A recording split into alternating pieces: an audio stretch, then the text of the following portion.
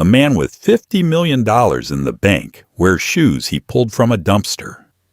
He sits in a diner that smells like bleach and burnt grease, waiting for a woman to look at him with disgust.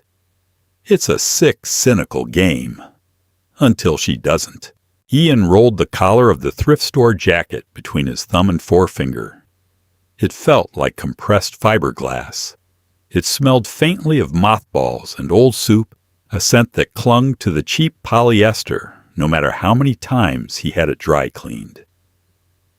He sat in the corner booth of Denny's on 4th Street, a place where the neon sign outside buzzed with the angry dying cadence of a trapped wasp. The vinyl of the seat was split, held together by strips of silver duct tape that dug into his thigh. He checked his watch. It was a Casio scratched across the plastic face bought for $12 at a gas station. His real watch, a Patek Philippe, sat in a velvet-lined safe in a penthouse overlooking the skyline. He was 38 minutes into the wait. She wasn't coming.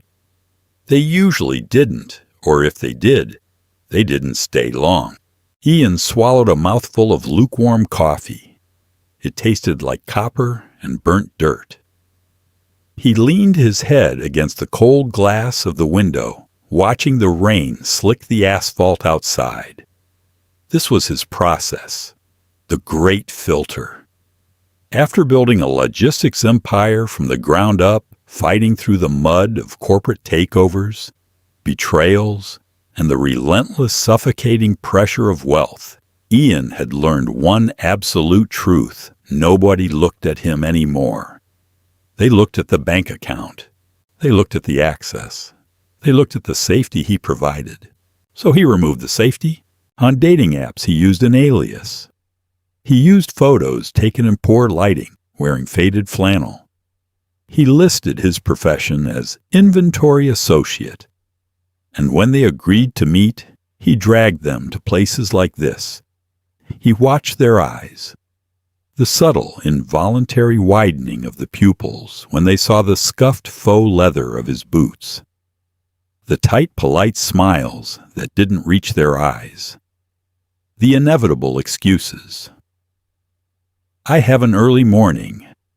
My roommate is locked out. I left the oven on.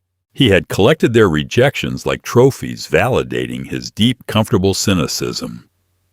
Everyone had a price. Everyone was looking for a step up.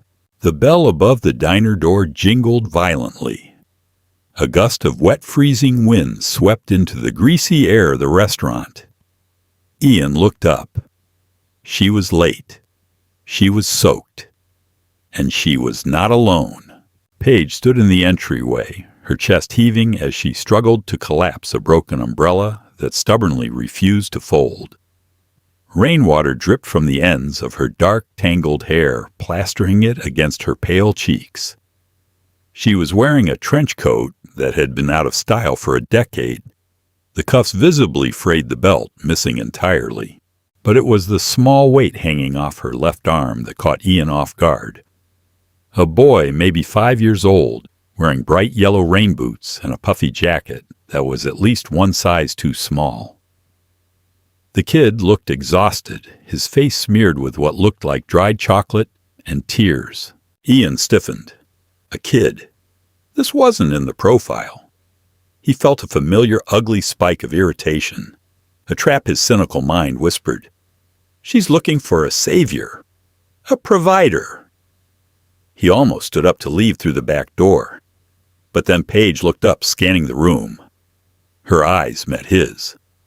There was no calculation in her gaze, just a bone-deep, overwhelming fatigue. She didn't look at his cheap jacket or his scuffed shoes. She just looked relieved that he was actually there. She marched over her wet boots, squeaking against the linoleum. "Ian," she asked. Her voice was raspy, lacking any of the breathy, manufactured sweetness he was used to.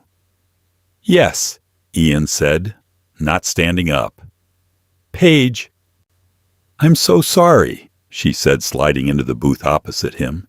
She immediately began peeling the wet jacket off the boy, her movements jerky and rushed. The babysitter flaked. My neighbor was supposed to watch Toby, but she got called into her shift at the hospital. I tried to message you, but my phone died on the bus. I was going to turn around, but we were already halfway here. She didn't apologize for the kid's existence. She didn't offer a charming, self-deprecating laugh. She just stated the facts, her hands moving expertly to dry the boy's hair with a handful of cheap paper napkins she snatched from the dispenser. "It's fine," Ian lied, leaning back, crossing his arms over his chest. He prepared his script, the narrative of his failure. "I wasn't sure you were going to show." Paige finally stopped fussing with the boy. She looked at Ian, really looked at him. She took in the wet shoulders of his cheap jacket, the exhaustion he had carefully painted on his own face, the scratched watch. "I said I'd be here," she said quietly. Toby squirmed in the booth, his small hands slapping flat against the sticky tabletop. "Mom, it's sticky," the boy announced loudly. "Keep your hands on your lap, Tobe," Paige murmured, pulling a worn cloth packet of baby wipes from her oversized scuffed tote bag. She began scrubbing the table with a practiced mechanical efficiency. Ian watched her. She smelled like damp wool rain and cheap lavender soap. There was a run in her tights just below her left knee. Her fingernails were clipped short bare of any polish, the cuticles rough. She was entirely unpolished, entirely uncurated. It made Ian deeply uncomfortable. He was used to navigating greed. He knew how to handle women who were trying to figure out if he was worth their time. Paige didn't seem to be evaluating him at all. She seemed to be trying to survive the next 10 minutes. "So," Ian said, leaning forward, deliberately resting his elbows on the wet patch she had just missed. He dropped his voice, adding a note of bitter defeat. "I guess I should tell you up front. Things aren't great right now. I work in a warehouse, third shift, mostly lifting boxes. It barely pays the rent." He waited for the flinch. Paige paused mid-wipe. She looked up from the table, the soiled baby wipe crumpled in her fist. Ian braced himself. Here it comes. The slow blinking. The sudden realization that she had wasted bus fare on a dead end. The shifting of the eyes toward the exit. Instead, Paige's shoulders dropped.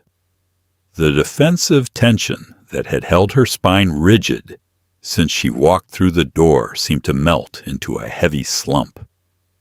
She let out a breath that was half sigh, half laugh. "Oh, thank God," she whispered.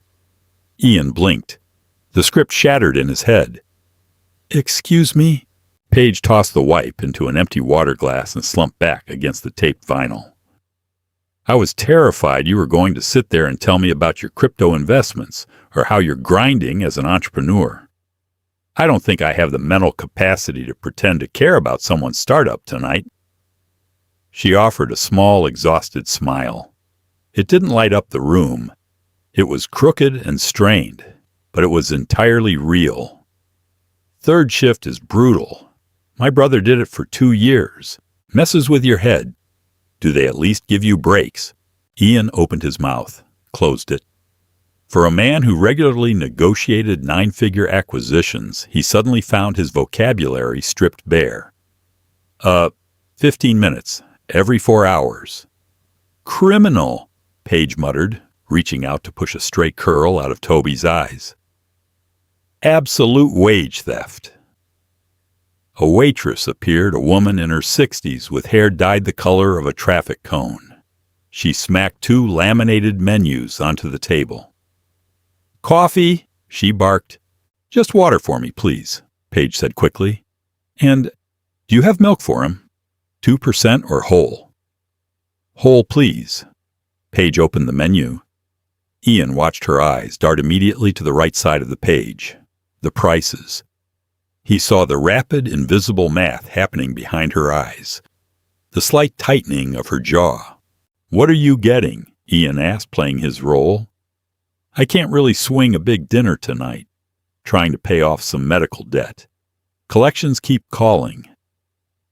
He laid it on thick, waiting for the poverty to become a stench she couldn't tolerate. Paige didn't look up from the menu. "I ate before I came," she lied. Her stomach gave a low, traitorous rumble precisely as she said it. A faint flush crept up her neck, but she ignored it. "Toby's going to have the kids' grilled cheese, and I'll just take a side of dry toast. Just to pick at." The waitress scribbled it down. "And you, hun." Ian looked at the menu. He could buy this diner. He could buy the block it sat on. He felt a sudden, bizarre wave of nausea. "Just another coffee. Black." The waitress vanished. "You're not eating?" Paige asked, looking at him with a slight frown. "Like I said," Ian muttered, looking at his scarred hands. "Tight budget. Had a heavy lunch anyway." Silence settled over the table, broken only by Toby kicking his rubber boots against the base of the booth. Ian expected the awkwardness to suffocate them. He expected her to start scrolling on her phone. But Paige just watched him. Her gaze wasn't pitying, but it was observant. Too observant. "Medical debt is a trap," she said softly, breaking the quiet. "My mom got sick a few years ago. The copay's a loan. It's like they punish you for trying to stay alive." Ian swallowed. He had made up the medical debt. He had perfect concierge health care. When he had a sore throat, a doctor came to his penthouse. "Yeah," he managed to say. "It's hard to climb out of." "You don't climb out," Paige corrected him, her voice devoid of bitterness, stating a simple fact of gravity. "You just learn to build a life at the bottom of the hole." The food arrived. A plate with a pathetic flattened grilled cheese for the boy and a small oval saucer holding 2 pieces of pale, unbuttered white toast for Paige. Ian's coffee was slammed down, spilling over the rim. Toby immediately tore into the sandwich, leaving greasy fingerprints on the crust. Paige picked up a piece of toast. She broke it in half. Then, without looking at him, she reached across the table and placed half of the toast on the edge of Ian's napkin. Ian froze. He stared at the piece of bread. It was cheap, store-bought bread, barely toasted. "I know you said you had a heavy lunch," Paige said, her voice low-dropping beneath the ambient noise of the diner. "But you look like you haven't slept in a week, Ian, and you're shivering. Just eat it. I'm not going to finish both pieces." It was a lie. He knew she was starving. He had heard her stomach. He was shivering because the damp polyester of his fake coat was clinging to his skin, making him cold. But she thought he was shivering from hunger, from exhaustion. Ian looked from the toast to her face. He saw the frayed collar of her shirt. He saw the dark, bruised-looking circles under her eyes. She had literally nothing. She was a single mother dragging a kid through the rain because she couldn't afford a sitter, calculating the price of a side of toast. And she was giving away half her food to a stranger she thought was poorer than she was. A dull ache lodged itself under Ian's ribs right where his wallet usually sat. It wasn't guilt, not yet. It was a violent structural disruption of his worldview. He picked up the toast. The texture was rough cold. He took a bite. It tasted like ash. It tasted like every lie he had told since he walked into the diner. He forced himself to chew his throat tight, swallowing the bread as if it were broken glass. "Thanks," he choked out. Paige gave him a small, genuine nod, taking a tiny bite of her own half. "Don't mention it. We warehouse workers have to stick together, right?" The bill came to $8.40. Ian reached for his back pocket, his fingers brushing against the cheap faux leather wallet he used for these excursions. Inside was a prepaid debit card loaded with $20 and exactly zero cash. This was usually the final test. The moment he would let the card get declined, apologize profusely, and watch the woman's face curdle with embarrassment and rage, as she was forced to pay for a date she didn't even want to be on. He looked across the table. Toby had fallen asleep, his head resting on Paige's thigh, his small, steady breaths rustling her coat. Paige was staring out the window at the dark street, her expression blank, the exhaustion finally pulling the remaining life from her features. Ian held the wallet. The plastic card felt heavy. He could just pay the $8. He had enough on the prepaid card. He could end the game here. But the cynic in him, the dark paranoid creature that had kept him rich and isolated for a decade, whispered follow through. See what she does. She's playing the long game. Nobody is this selfless. Let me, Ian said, pulling the card out. Paige shook her head. No, Ian, it's my kid's food. I've got it. She began digging in her tote bag. I insisted we meet, Ian said, his voice sounding hollow to his own ears. He handed the card to the waitress who was loitering by the edge of the booth. Put it on this. The waitress snatched it, walked over to the terminal behind the counter, and slid it through. She punched in the amount. It beeped.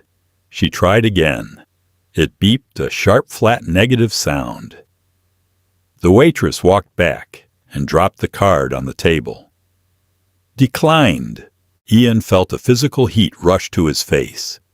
He hadn't expected the shame to feel real. He was a billionaire. The money didn't matter.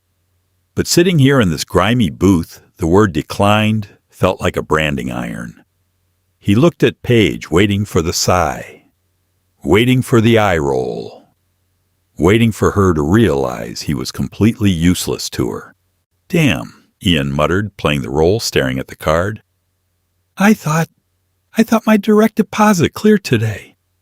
I am so sorry, Paige. I swear Paige didn't sigh. She didn't roll her eyes.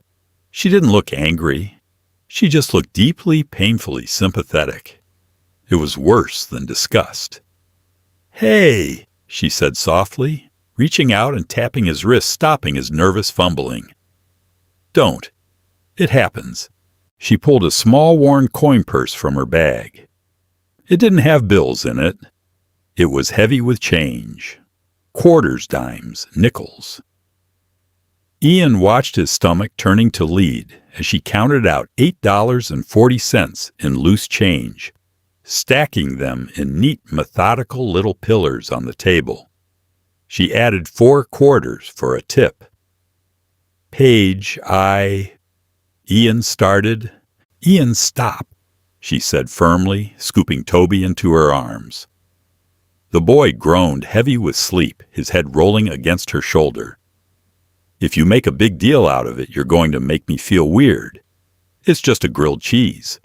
Come on, let's get out of here before the rain starts again. They walked out of the diner into the damp, freezing night. The rain had paused, leaving the air thick smelling of wet asphalt and ozone. The streetlights reflected off the puddles in shattered yellow streaks. Where's your car parked? Paige asked, adjusting Toby's weight.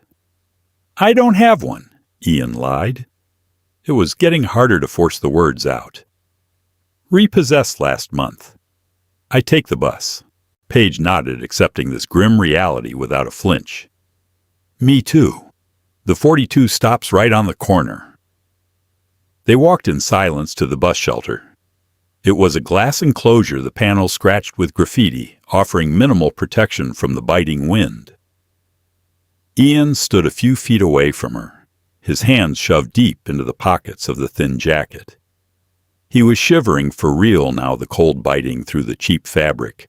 Toby whimpered in his sleep, burying his face deeper into Paige's neck. Cold, Mama, he mumbled. Ian instinctively moved forward a habit from a life where he solved problems with a snap of his fingers or a swipe of black metal credit card. But he stopped. He had nothing to offer. His jacket was useless. He couldn't call a black car. He couldn't do anything without breaking the illusion. Paige didn't look to him for help. She awkwardly shimmied out of her own oversized trench coat, keeping one arm wrapped tight around her son. She draped the coat over the sleeping boy, leaving herself standing in a thin, long-sleeved cotton shirt. She visibly shuddered as the wind hit her. "You're going to freeze," Ian said, his voice cracking. "I run hot," she lied through chattering teeth. She shifted her weight, looking down the dark street for the headlights of the bus. Ian stared at her. He felt monstrous, grotesque. He was a man standing in a fortress of wealth, watching a woman freeze in the trenches, playing a game to test if she was pure enough to be allowed inside. The rumble of a heavy diesel engine echoed down the block. The bus was coming. "Well?" Ian said, expecting this to be the end. She had paid for his food. She had seen his brokenness. She would go home, block his number, and never look back. "Thanks for coming out, Paige. Sorry it was a disaster." The bus pulled up with a loud squeal of brakes, the doors hissing open. Paige didn't step on immediately. She turned to him. She balanced Toby on her hip and used her free hand to dig into her coat pocket. She pulled out a small folded piece of paper, a torn corner of a receipt.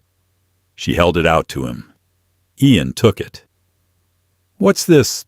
"My neighbor's husband works at a distribution center out in the valley," Paige said hurriedly over the noise of the idling bus. "It's union. They pay $22 an hour to start, and they have health benefits after 90 days. They're hiring right now." Ian stared at the paper. It had a name and a phone number scribbled in faded blue ink. "Tell them Hector sent you," Paige added. "It's better than third shift, Ian. It's a way out." "Paige." Ian whispered the paper, feeling heavier than a bar of gold in his palm. You don't." "Call them in the morning," she said. She gave him that same strained, exhausted smile. "It was nice meeting you, Ian. Take care of yourself."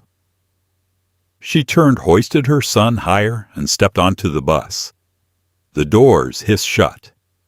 The diesel engine roared, and the bus pulled away, spewing a cloud of exhaust into the cold air. Ian Hayes stood alone on the curb, the freezing wind tearing through his thrift store clothes. He looked down at the torn piece of receipt paper in his hand. He had wanted to find someone who wasn't trying to take something from him. He had succeeded. He had found someone who, despite having absolutely nothing, had tried to give him a way to survive. He squeezed the paper in his fist, closed his eyes, and finally let the crushing weight of what he had done wash over him. The elevator ride up to the penthouse took 42 seconds.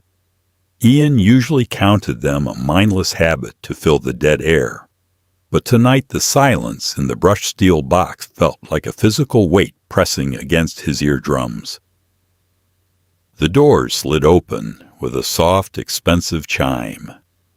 He stepped onto the wide plank oak flooring of his foyer. The apartment was a fortress of temperature-controlled, hermetically sealed perfection. It smelled of ozone from the air purifiers and the faint leathery musk of Italian furniture that no one ever sat on. Floor-to-ceiling windows offered a panoramic view of the city skyline, a glittering grid of lights that looked like diamonds scattered across black velvet. Down there, people were freezing at bus stops. Up here, the thermostat was permanently fixed at a comfortable 72 degrees. Ian stripped off the cheap, damp polyester jacket. He didn't hang it up. He let it drop onto the pristine, hand-knotted Persian rug. It lay there like a dead, ugly animal. He walked into the kitchen, his boots leaving faint, dirty scuffs on the polished stone. He opened the refrigerator. It was larger than the closet Paige probably shared with her son. The shelves were stocked with glass bottles of imported sparkling water, artisan cheeses wrapped in wax paper, and cold-pressed juices he never drank. He stared at the sheer gluttonous volume of it. The memory of Paige breaking a piece of pale dry toast in half rose in his throat, choking him. He slammed the heavy steel door shut so hard the bottles inside rattled against each other. He moved to the bathroom and turned on the shower. He didn't wait for it to warm up. He stepped under the spray, letting the icy water hit his shoulders, shivering violently. He scrubbed at his skin with a bar of cedarwood soap, trying to wash away the smell of the diner, the smell of the damp bus shelter. But the scent of cheap lavender soap lingered in his mind. He leaned his forehead against the imported marble tile. He had wanted a test. He had wanted to prove that the world was ugly and transactional, that love was just a negotiation of resources. He had built his entire adult life around this bitter certainty. It was his armor. It allowed him to ruthlessly crush competitors and lay off hundreds of workers without losing a night of sleep. Everyone is just looking out for themselves, he had told himself 1,000 times, but Paige hadn't been looking out for herself. She had looked at a man who was drowning, and even though she barely had her own head above water, she had tried to hand him a life preserver. Ian stepped out of the shower, wrapping a heavy heated towel around his waist. He walked back into the living room and picked up the torn corner of the receipt from the kitchen counter. The blue ink was slightly smudged from the rain. Hector, distribution center. He couldn't just send her money. That was his immediate, deeply ingrained instinct. Write a check. Pay off the medical debt she mentioned. Buy her a reliable car. Fix it. But as he stared at the cheap paper, he realized how violently offensive that would be. She hadn't given him that number so he could reward her. She had given it to him because she believed he was a human being in pain, struggling to survive, just like her. If he swooped in now a billionaire, playing God, it wouldn't be a rescue. It would be a violation. It would turn her genuine empathy into a punchline.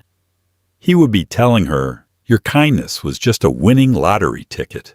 He couldn't do it. But he also couldn't walk away. He spent the next 3 days in a state of suspended animation. He canceled his board meetings. He ignored the frantic emails from his chief operating officer. He sat in his cavernous living room staring at the slip of paper. On Thursday morning, the sky was a bruised, heavy gray. Ian finally put on his clothes. Not the thrift store garbage, but not his tailored suits either. He wore a plain, dark sweater, fitted jeans, and clean, unbranded boots. He took the freight elevator down to the garage, bypassing the chauffeur, and got into an understated black sedan. He kept for when he needed to move through the city unnoticed. He drove to the address Hector's distribution center was located at. It was a massive corrugated metal building sitting in a sea of cracked asphalt on the edge of the city limits. Heavy diesel trucks idled at the loading dock, spewing thick exhaust into the cold air. The smell of burning rubber and wet cardboard hung heavy over the parking lot. Ian parked across the street, watching the shift change. Hundreds of exhausted men and women in high-visibility vests trudged toward their cars or the nearby bus stop. Their shoulders were slumped. They didn't speak much. They just moved with the mechanical, dragging gait of people whose bodies were being slowly sold by the hour. He watched them looking for her. He knew she didn't work here. She had said her neighbor's husband did, but he needed to see the reality she lived in. He needed to understand the texture of the life she was trying to save him from. He sat there for 2 hours. The cold seeped through the floorboards of the car. Finally, he started the engine. He knew what he had to do, and the thought of it terrified him more than any corporate merger ever had. He had to strip off the armor entirely. Not the fake poverty, but the real wealth. He had to go to her completely exposed and tell her the truth. He drove back into the city, navigating the choked, narrow streets of the neighborhood where he had met her. He had memorized the route the 42 bus took. He parked 3 blocks away from a cheap cinder block apartment complex that looked like it hadn't been painted since the late 90s. He knew she lived somewhere around here. He walked the remaining distance. The sidewalks were buckled by overgrown tree roots. Chain-link fences sagged under the weight of wet trash blown against them by the wind. A stray dog barked from behind a rusted gate, the sound sharp and desperate. Ian felt the vulnerability settling deep into his chest. He was completely out of his element. No security detail, no walled garden, just a man walking down a broken street. He found the building. The directory next to the buzzer was a chaotic mess of peeling stickers and scribbled names. He scanned the plastic tabs until he found it. Apartment 3, B. P. Miller. Ian stood in the entryway. The smell of boiling cabbage and stale cigarette smoke leaked from beneath the front door of the lobby. He raised his hand toward the buzzer. His fingers were trembling slightly. He clenched his jaw, forcing his hand steady. He pressed the button. A harsh electric buzz echoed in the vestibule. He waited. A minute passed. The static of the intercom crackled. "Hello." Her voice was tinny, distorted by the cheap speaker, but he heard the exhaustion in it. It was the same raspy, genuine tone from the diner. "Paige," Ian said. His throat felt incredibly dry. It's Ian." The intercom went dead silent. Ian counted the seconds. 5, 10, 15. He thought she had hung up. He thought she was looking out a window, seeing him standing there and refusing to engage. Then the heavy security door buzzed loudly, the lock clicking open. Ian pushed the door heavy. The hallway inside was covered in a mustard yellow carpet that had been worn flat in the center by decades of foot traffic. Fluorescent lights flickered overhead, casting a sickly green hue over the peeling wallpaper.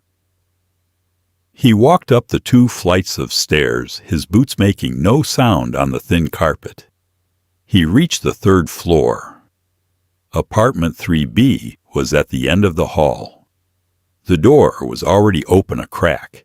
Ian stopped a few feet away. He could hear the faint, chaotic noise of a cartoon playing on a television inside. He could smell cheap laundry detergent and the distinct savory scent of boxed macaroni and cheese. It was the smell of survival, the smell of making do. He pushed the door open slightly wider. Paige was standing in the narrow kitchenette. She was wearing sweatpants and an oversized faded college t-shirt. Her hair was piled in a messy knot on top of her head. She was stirring a pot on a small electric stove with a wooden spoon. She didn't look up immediately. "I thought you lost my number," she said, her voice tight, trying to sound casual. She tapped the spoon against the edge of the pot. "Did you call Hector?" Ian stepped fully into the apartment. The space was incredibly small. A worn futon served as the couch. Toby was sitting on the floor, playing with a broken plastic fire truck, watching a small boxy television. "No," Ian said. His voice was quiet. It barely carried over the noise of the cartoon. "I didn't call him." Paige finally turned around. She wiped her hands on a dish towel, her brow furrowing in confusion. "Why not Ian they're hiring? You can't keep doing 3rd shift? It's going to kill you." She looked at him. Really looked at him. She saw the quality of the sweater he was wearing.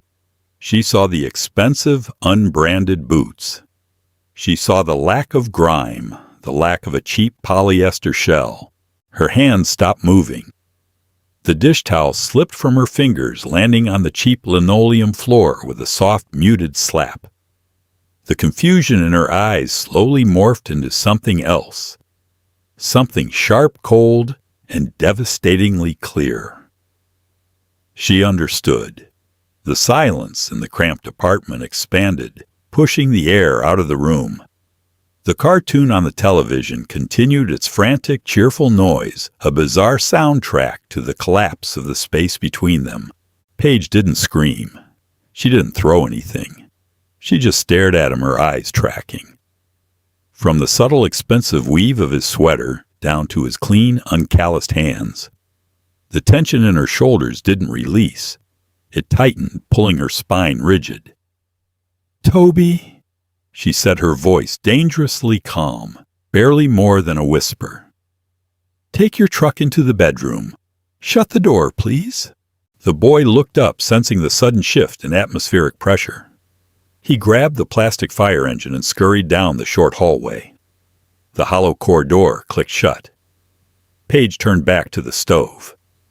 She reached out and turned the plastic dial until the burner clicked off. She moved with deliberate mechanical slowness, as if moving too fast would shatter her bones. She placed both hands flat on the chipped laminate counter and leaned forward. "Who are you?" she asked. She didn't look at him. She stared at the cooling pot of macaroni. Ian stepped further into the room. He felt entirely too large for the space an intruder in a fragile ecosystem he had no right to occupy. "My name is Ian Hayes," he said. The name felt heavy-loaded with a terrifying gravity. "I own Hayes Logistics, the distribution center Hector works at. My company acquired it 3 years ago." Paige let out a short, sharp breath that sounded like a cough. Her knuckles turned white against the counter. "Hayes." She repeated the name as if tasting something rotten. "So, the warehouse, the medical debt, the repossessed car." "Lies." Ian said, the word scraping against his throat. "All of it." She finally turned to face him. Her eyes were bright, not with tears, but with a fierce, burning humiliation. "Why?" The word cracked like a whip in the small room. "Was it a joke? Are you filming something? Is this some kind of sick reality show where you watch poor people scramble for the loose change you leave behind?" "No," Ian said quickly, taking a step forward. He stopped when she instinctively recoiled, stepping back until her spine hit the refrigerator. The violent rejection in her body language gutted him. "No, Paige, I swear to God, it wasn't a joke. It was—" He dragged a hand through his hair, struggling to articulate the profound paranoid sickness that had driven him. "It was a test." "A test," she echoed. "I have money," Ian said, his voice dropping, stripping away every ounce of corporate authority he usually carried. He sounded desperate small. "More money than I know what to do with. And for 10 years, every person I've met, every woman I've dated, has looked at me and seen a bank vault. They smile. They agree with everything I say. They tolerate me because of what I can provide. I forgot what it felt like to be looked at like a human being. I forgot what it felt like to have someone care if I was cold or tired or hungry." Paige stared at him. The flush of humiliation on her cheeks deepened into a dark, mottled red.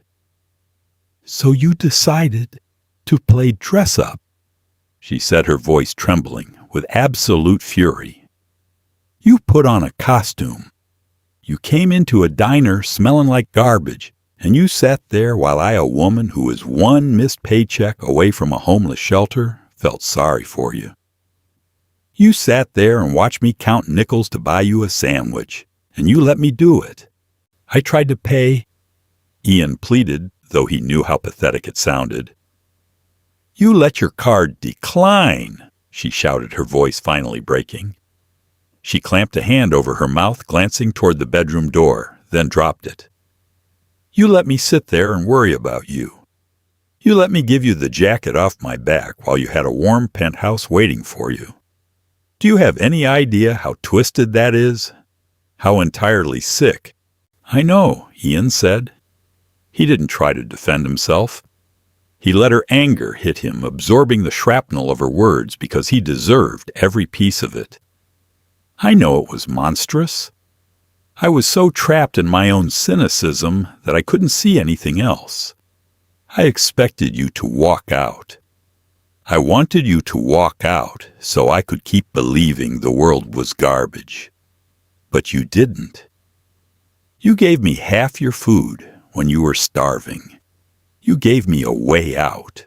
He reached into his pocket and pulled out the crumpled, smudged piece of receipt paper. He placed it gently on the small dining table. This, Ian said, his voice thick. This piece of paper is the most valuable thing anyone has ever given me, because it was real. You didn't give it to a CEO.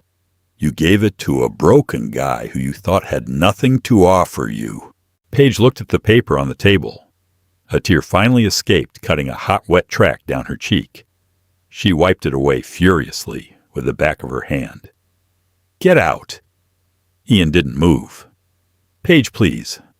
Let me help you now. Let me pay off the debt. Let me put Toby in a good school. Not as a reward, just because I can. Because you shouldn't have to struggle like this. Get out, she screamed, pointing at the door. Her whole body was shaking. You don't get to buy your way out of this, Ian. You don't get to come in here, violate my empathy, make me feel like an absolute fool, and then write a check to clean up your guilt.